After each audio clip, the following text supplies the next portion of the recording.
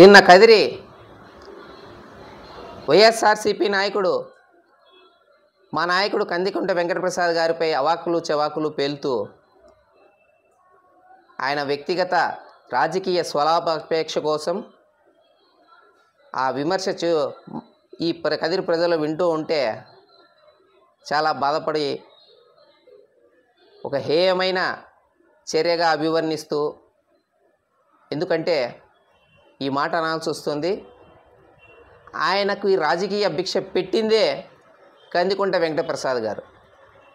గతంలో ఆయన ఏ పని చేస్తూ ఉన్నాడో ఆయన కుటుంబానికి ఆసరాగా రాజకీయ భిక్ష పెట్టి ఒక కౌన్సిలర్ స్థాయి నుంచి చైర్మన్ స్థాయికి ఆయనకి భిక్ష పెట్టినాడు అంటే అది కేవలం మా నాయకుడు కందికుంట వెంకటప్రసాద్ గారు మాత్రమే. మరి నీ గురించి ఈ కదిరి నియోజక ప్రజలందరికీ కూడా తెలుసు. మరి వెన్నుపోటుదారు ప్రభుత్వం అని మరి అభివర్ణిస్తున్నారు. మరి నువ్వు చేసింది వెన్నుపోటుదారి వ్యవస్థ కాదా? నీకు రాజకీయ భిక్ష పెట్టిన నాయకుడినే విమర్శించే స్థాయిలో నువ్వు మాట్లాడుతున్నావు అంటే ఒకసారి నువ్వు ఒక ఆత్మవిమర్శ చేసుకోవాలి. అవినీతి గురించి నువ్వు మాట్లాడాలా.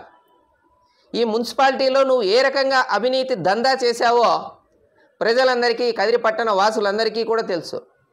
చివరికి వ్యర్థాలకు సంబంధించి హోటళ్లలో, చికెన్ స్టాళ్లలో, మార్కెట్లో కూడా నీ వ్యక్తిగతంగా ప్రతిరోజు వసూలు చేసి దందాగా ప్రతిరోజు హోటళ్ళ నుంచి, చికెన్ స్టాళ్ళ నుంచి 200 రూపాయలు, 100 రూపాయలు వసూలు చేసిన భాగోతం నీది కాదా?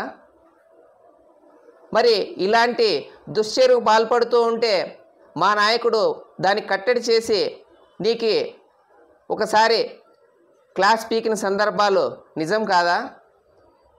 రియల్ ఎస్టేట్ దందాలో నువ్వు ఎంత మాత్రం వసూలు చేసి తెలుగుదేశం పార్టీలో ఉండి ప్రతిపక్ష నాయకులతో నువ్వు కాంటాక్ట్లో ఉండి నువ్వు ఏ రకంగా ఈ కదిరి పట్టణంలో లబ్ధి పొందుతూ ఆయన పేరు చెప్పుకొని నువ్వు ఎదిగిన సందర్భాలు లేవా? మరి ఈ రకంగా రాజకీయ భిక్ష పెట్టిన నాయకుడికే నువ్వు నీ వ్యక్తిగత స్వార్థ ప్రయోజనం కోసం ఈ రకంగా అవాకులు చవాకులు పేలడం అనేది సరికాదు. ఖబర్దార్. ఎందుకంటే ఒక విలక్షణమైన రీతిలో ఈరోజు కదిరి నియోజకవర్గానికి ముందు వెళ్ళాలనే ఒక దృఢ సంకల్పంతో అభివృద్ధికి కేర్ ఆఫ్ అడ్రస్ అంటే కందికుంట వెంకటప్రసాద్ అనే ఆలోచనలో ఈరోజు తెలుగుదేశం పార్టీ కేడర్ అంతా కూడా తన వైపు నడుస్తూ ఉంది. వైఎస్ఆర్ పార్టీ నాయకులు కూడా చెప్తున్నాం, మీకు చిత్తశుద్ధి ఉంటే మా నాయకుడిని దగ్గరగా చూసి ఆయన ఆలోచన సరళికి, ఈ కదిరి అభివృద్ధికి మీరు కూడా సహకరిస్తారని చెప్పేసి మేము కూడా మనస్ఫూర్తిగా కోరుకుంటున్నాం. అంతేకాని సబ్ రిజిస్టర్ ఆఫీస్లో ఏదో ఆయనకు ప్రతిరోజు దందా అందుతోనే ఒక విమర్శనే చేయడం అనే సభ కాదు. మీ అందరికీ కూడా ఒక సవాల్, ఈ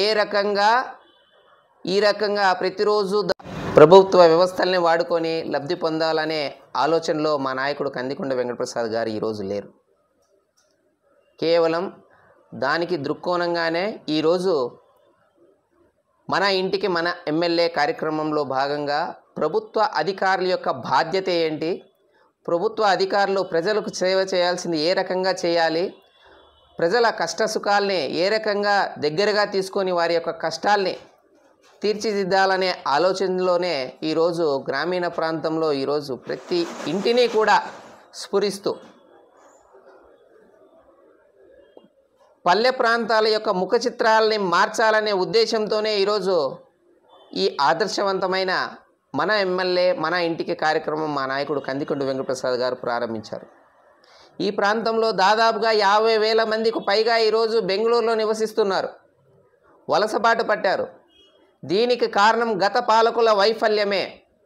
ఈ ప్రాంతంలో ఆర్థికంగా అభివృద్ధి చేయాలనే ఒక సంకల్పం లేకపోవడమే ఈరోజు గ్రామీణ ప్రాంతాల్లో యువకులు కావచ్చు, మధ్యతరగతి వ్యవస్థ కావచ్చు, రైతాంగం కావచ్చు, గ్రామీణ ప్రాంతంలో లేకుండా కేవలం వయోభారం కలిగిన వృద్ధులు మాత్రమే ఈరోజు గ్రామీణ ప్రాంతంలో ఉన్నారంటే ఒకసారి మనం ఎంత దయనీయ స్థితిలో ఉన్నామో మనం ఆలోచించాలి. మరి మా నాయకుడు ఈరోజు ఆర్థికంగా ముందుకు తీసుకెళ్ళి ఈ ప్రాంత అభివృద్ధి చేసి ఇక్కడ ఒక ఇండస్ట్రియల్ కారిడార్ని ఏ రకంగా ఏర్పాటు చేయాలని ఈ రాష్ట్ర ప్రభుత్వంతోనే మాట్లాడి ఈ ప్రాంతాన్ని అభివృద్ధి ఒక సంకల్పంతో ఒక విజన్తో ఈరోజు ముందుకెళ్తున్నారు. కనుక వైసీపీ నాయకులందరూ కూడా మీరు కూడా మా నాయకుడి యొక్క సమాలోచనలకు అనుగుణంగా మీరు నడుచుకోవాలని చెప్పేసి విజ్ఞప్తి చేస్తూ, ఇలా అవాక్కులు పేలే నాయకుల్ని కాస్త ఖబర్దారని చెప్పేసి మేము వారికి ఒకటే సూచన చేస్తున్నాం. ఎందుకంటే ఒక్కసారి ఈ రకంగా వ్యవస్థల నుంచి లబ్ధి పొందుతున్నాను మీరు నిరూపిస్తే మేము ఏం చేయడానికైనా మేము సిద్ధమని చెప్పేసి మేము తెలియజేస్తున్నాం. అందుకే తెలుగుదేశం పార్టీ ఎప్పుడూ కూడా అవినీతి కూరుకుపోయలేదు. మా నాయకుడి గురించి భవిష్యత్తులో కూడా మీరు కూడా పొగిడే పరిస్థితి వస్తుంది అంటే అది చాలా దగ్గర రోజుల్లోనే ఉంది.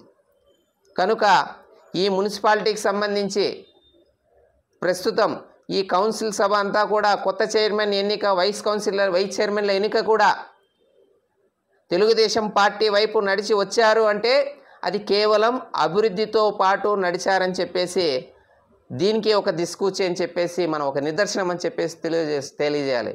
ఎందుకంటే అభివృద్ధి అంటేనే కందికుంట వెంకటప్రసాద్ గారు. కనుక రాబో రోజుల్లో కూడా ఒక విజనరీతో ఈ కదిరిని అభివృద్ధి చేయాలనే తపనతో మా నాయకుడు ఉన్నాడు తప్పించి మీలాగా మీ వైసీపీ రాజకీయాలకు అవాకులు చవాకులు పేలే విధంగా వాటికి మీరంతా కూడా సహకరించే విధంగా అదే రకంగా మేము ఆ రకంగా విమర్శ చేస్తే మీ అందరికీ కూడా ఖబర్దారని తెలియజేస్తూ సెలవు తీసుకుంటున్నాం.